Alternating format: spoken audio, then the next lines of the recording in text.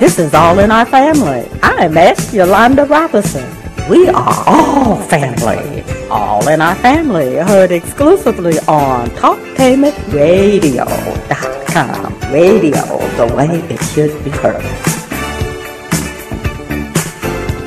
TalkTainmentRadio.com. You're listening to All in Our Family, and I'm Yolanda Robinson, and this is radio, the way it should be heard.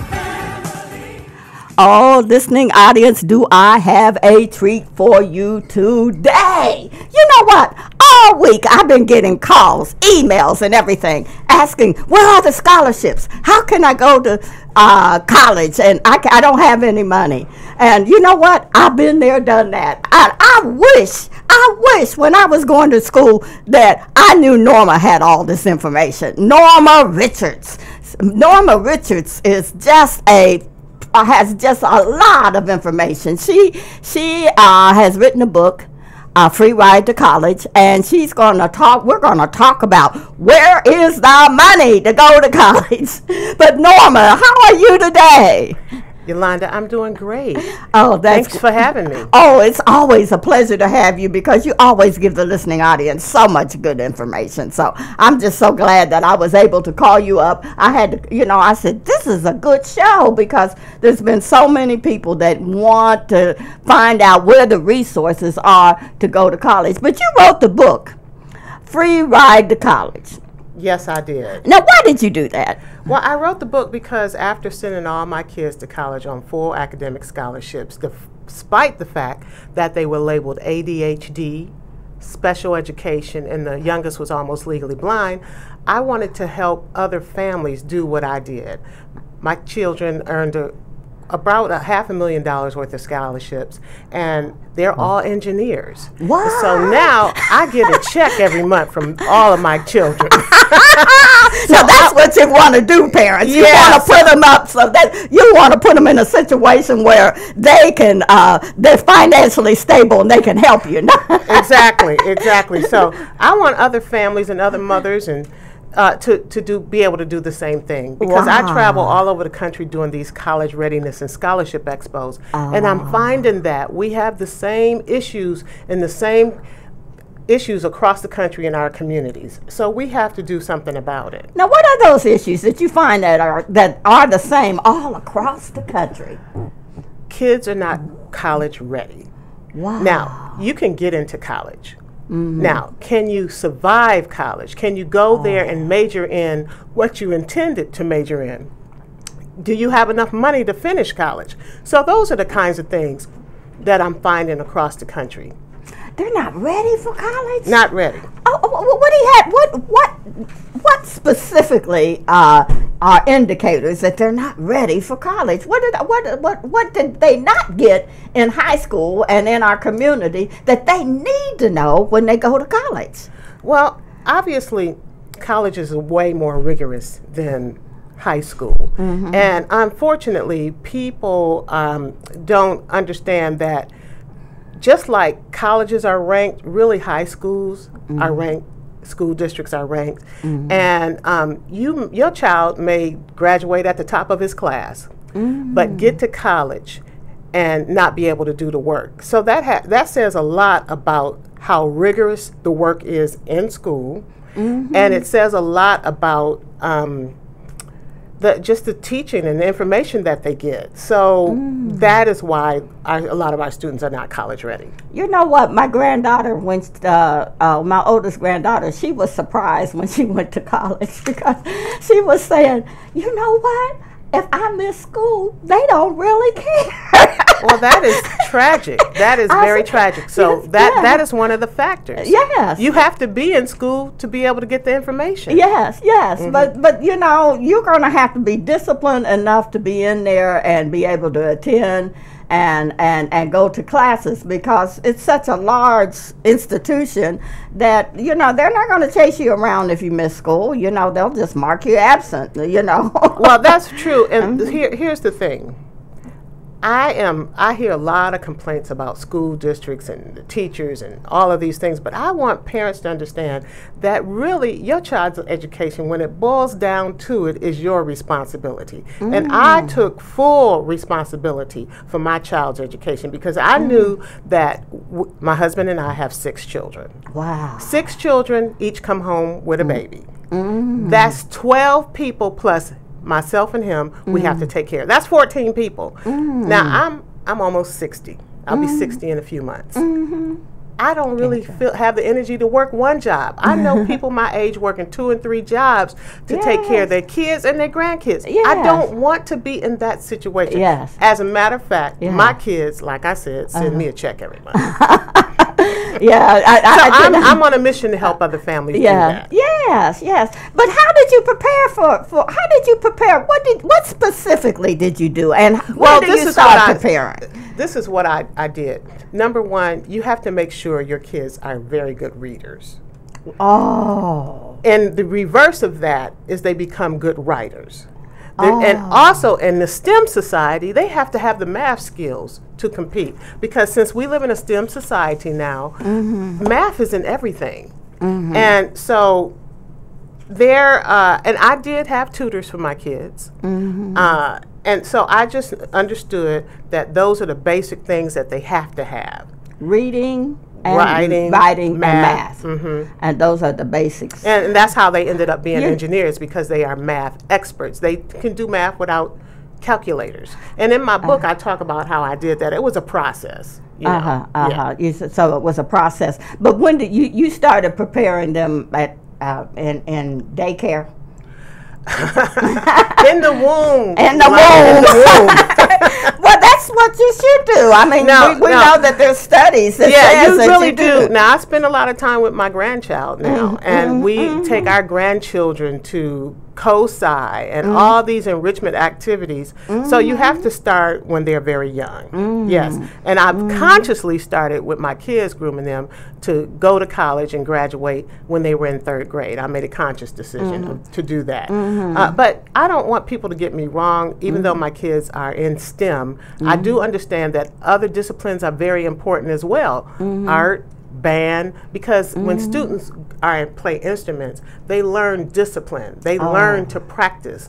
And when they're, even though we live in a STEM society, all these things that they're designing that are technical have to have a design to them. So that's where the creative sides come in. So no matter what your child wants to do, they have to spend time doing that and learning about that. And I also put my kids in an organization called the National Society of Black Engineers, which gave them so much information and inspiration to become engineers. Because let's face it, that's not a typical field that we had permission to go into before. We were discouraged from going into those kinds of degrees. So those kinds of things that I did. What age do they take the National Society of Black Engineers? What age do they take students? Can students go in to become members? Well, most of the programs here in Columbus that I know of, they start these programs in middle school, and it's very inexpensive to get into them. It's like $75, and they teach the kids math, ACT prep. They teach them about different. They introduce them to STEM fields like pneumatics and all these kinds of things. So, so they have them in the schools. You have to just inquire. You can go to the NSBE.org's website, and you can find out about the local chapters. That's good. So that's good information. You know, there are people that just take the test, the SAT and the ACT test, without any preparation, and then you find out that they. What is the advantage? I mean, the preparation that they get. Do the students tend to score high, or they're more ready for the test? Or what are the advantage for a student that goes to those test preparation classes versus the student that doesn't? Well, I will tell you this. The SAT, ACT, PSAT, those tests do not measure how smart your child is. No, but they measure how well you take that test. And a lot of people always say, well, I'm not good at test taking. You're good at what you practiced at. If you're going to be a good athlete, what do you do every day?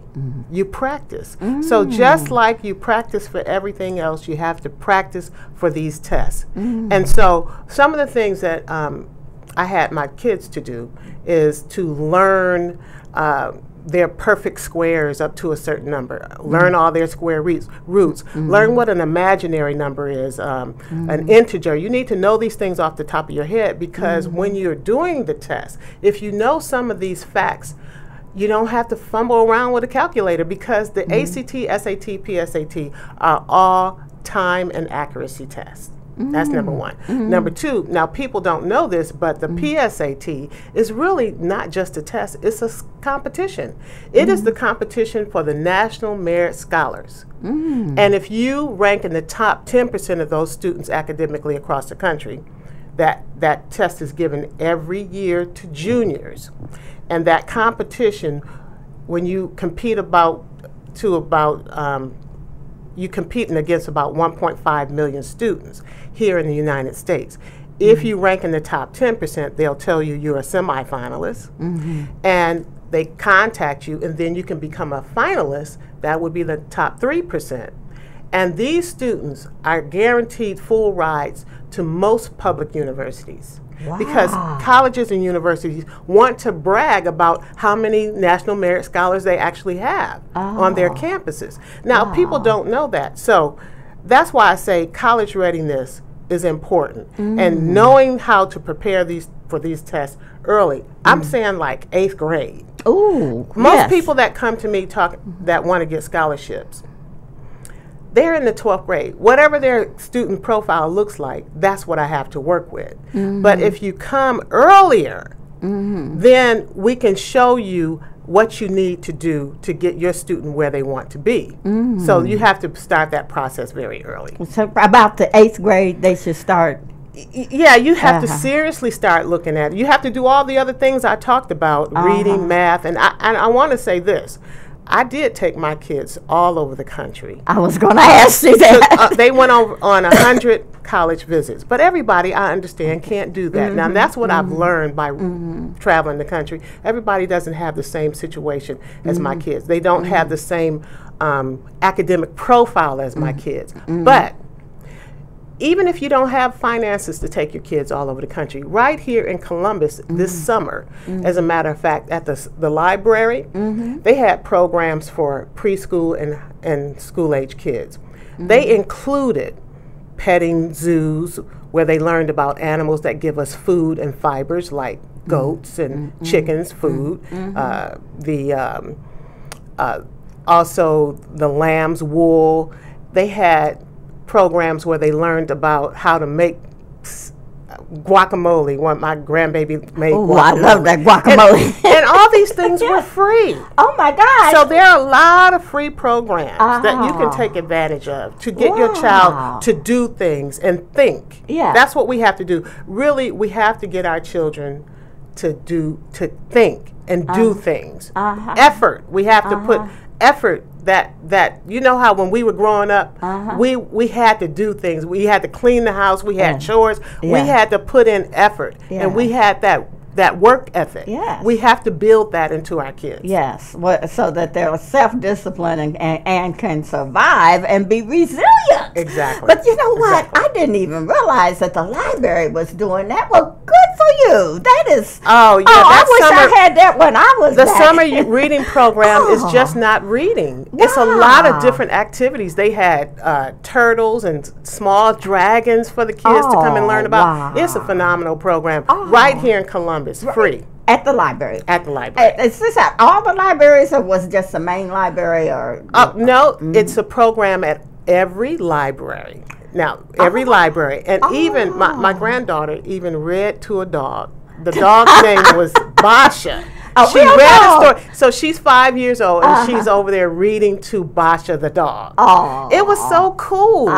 So these programs are at every Public Library. And they have lunch for the kids at noon, and then they have these programs around those times. Oh, now, are they going to, I got to get them on my show. Oh, my gosh. Yes. But are they going to have, do you know anything about programs that they're going to be doing during the autumn and winter for the children? Well, they don't have the obviously they don't have the summer reading program with all those activities, but they have activities. All you have to do is go to the Columbus Public Library's website and look under events, and you click events, and then you also click the age of the your child, and they have all kinds of events. Oh, wow. Yeah. Well, that's good, and that will help them prepare for college. Absolutely. They have had some resources Absolutely. that they may miss in school, but it sounds like they're having that hands-on experience. They do. They really do. That's awesome. Yes, That is so wonderful. And I wish more folks would take advantage of it. Yeah, I think particularly our folks. Yeah, I think we need to get the word out, because I don't know if there's very many people that know about things. We got resources right in our backyard and don't even realize it. Well, I can tell you that a lot of our kids are there. They're on the computers, though, playing games. Oh.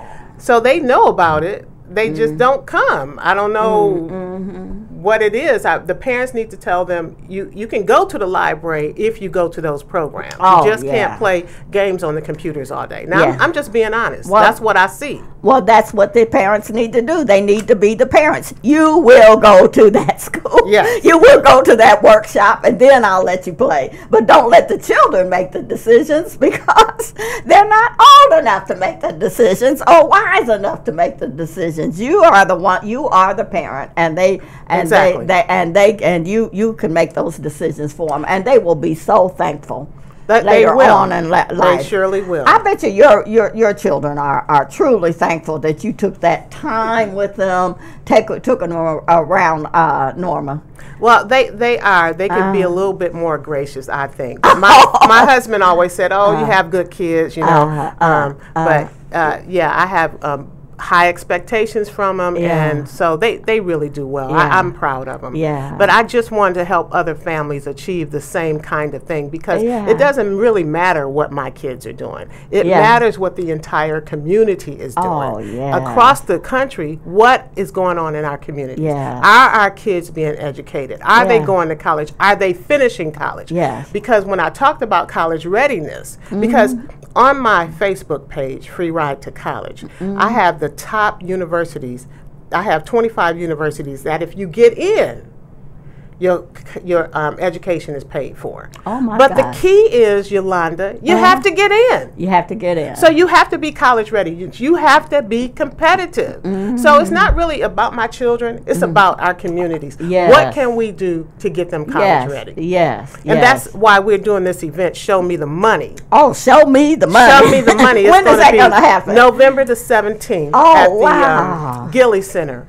Okay, that's on Morris Road. And what it really is, it's a Show Me the Money is a college, career, and scholarship readiness expo. And we're going to have, I know everybody's not going to be an engineer. Yeah. Okay? Yeah. So we're going to have opportunities for students to learn about HVAC. We're going to have AEP there talking about their careers, where you don't even need a college degree, and they will pay you to learn these skills. HVAC, electricians, CDL drivers, capital transportation will be there. And so, but of course we'll talk about college readiness and scholarships as well, but we're also going to talk about internships. See, this summer I had 2 college students living with me.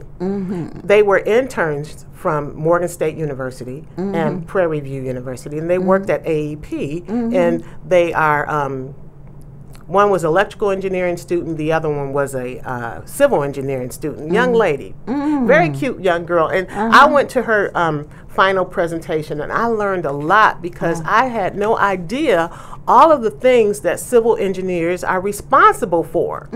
So we're going to have these companies there to talk about the opportunities where these kids that were staying with me were making about $3,000 a month. Wow. Now, if you count their stipend for housing, an intern? they were making about $4,000 a month. Yes, yes. So there are opportunities out there. I want our students to know about it. I want our community to know about it. Yes, yes. We need so to that's get what that Show out. Me the Money is all about. Show me the money, and you got to be there, because that's where all the information that you need for your students, for your children, are there. So spread the word. Now, when is that? That's November the 17th. Now, in case they forget, how is that on your webpage now, Norma? Yeah, it's on my website, Free Ride to College, on my Facebook page, and on my my website, Free Ride to College. Free Ride to College. You can go on there and make sure that you spread the word, because we got to get this information out. This is so much information that is going to be helpful to our students. But what do you do?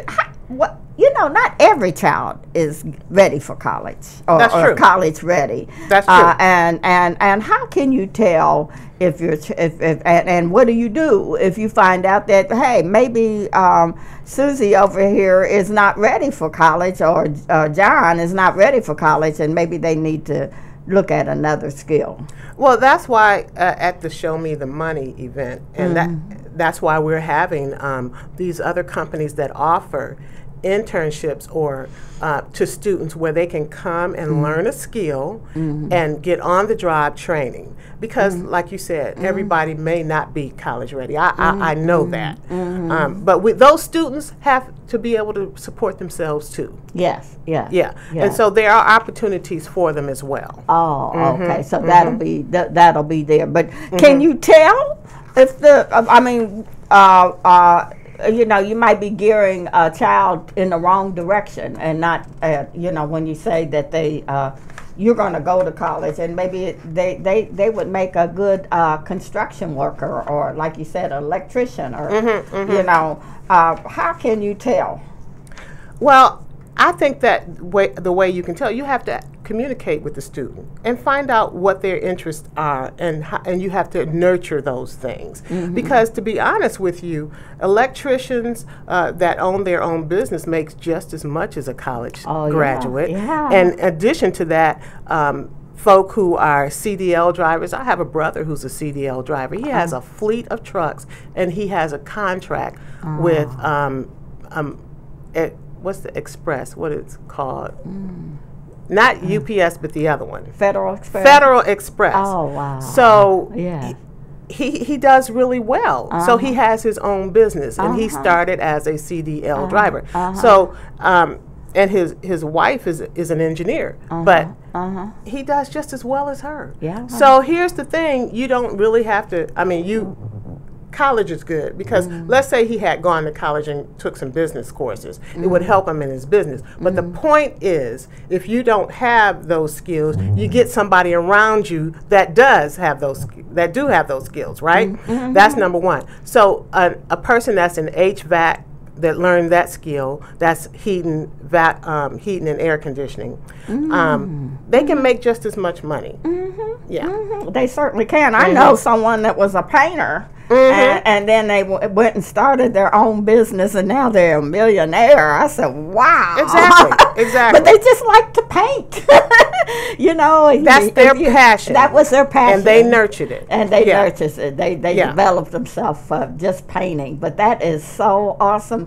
We were talking about test scores and everything. Are they really that important on getting in, or would they look at other things to help you get in? Okay. To answer your question, test scores are very important. Okay. The higher your test score, the more merit-based money, scholarships you qualify for. That's number one. Number two, if you want to go to very competitive schools, you're going to have very competitive test scores. Now, that's number two. Now, but any school, there are lots of schools for all different levels of students, if you know what I mean. What I'm trying to say is, if you want to go to college, and let's say your scores are not in the average scores for ACT is 21. Unfortunately, the average scores for black students is 19. We've got to raise that. So it may not get you into Harvard,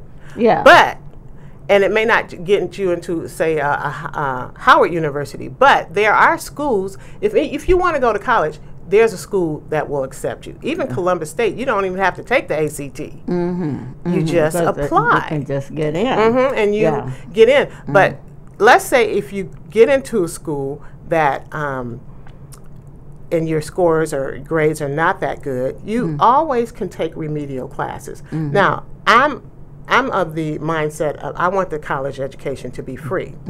If you go and you take remedial courses, probably from an academic standpoint, you're not going to get a lot of academic money. But I know some folk who started off in college and they're engineers now. And so they took the remedial courses because what happened was their schools just didn't offer the kind of quality education that they needed to be successful.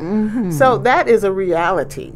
So I encourage anybody, it doesn't really matter what your grades are, you can go to college. And there is money out there for students that don't have the stellar profile. But there are all kinds of scholarships, which I talk about, like I said in the book. There are all kinds of scholarships. And so that is the whole bottom line is if you want to go to school, college, you can. Now, I got to ask you this before we close. When do you start applying? Because I know when I was at the university, there was so many that we had some excellent students, but they had applied too late. All the decisions had been made. So when is a good time for a student to start applying for college, for the different colleges? Okay, so I work with students now. I do these private sessions for students, and I had some students this weekend. I was very impressed with them. The young lady wants to go to North Carolina A&T, and she wants to major in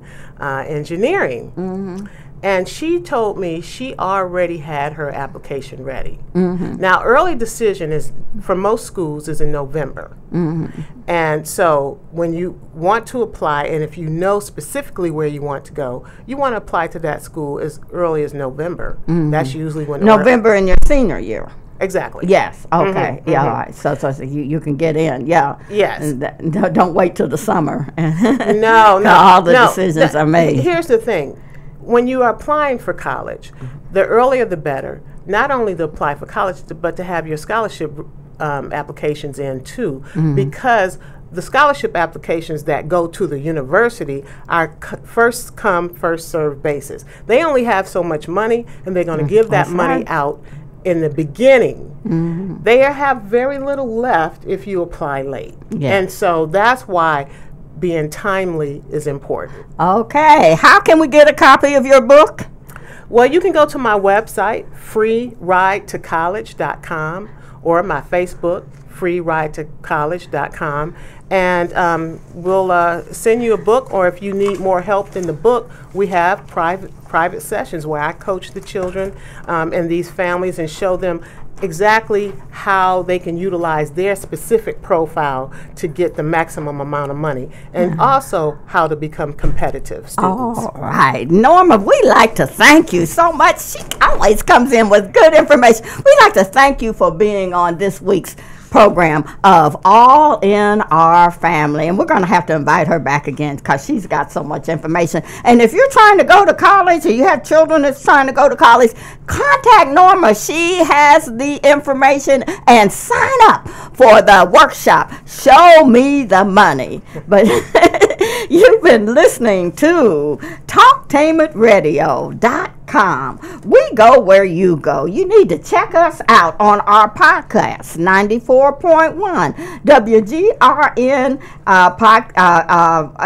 WGRN podcasts are available, and download Talktainment Radio to your app, to your cell or tablet, because this is radio the way it should be heard. And we're going to be talking about on our next session of the program, we have somebody that is actually has actually made over millions of dollars, has his own business. His name is Dr. William Picard, and he has a book called Millionaire Moves. So you need to, and it's on the podcast, so you need to check it out on the second half of TalkTainmentRadio.com. But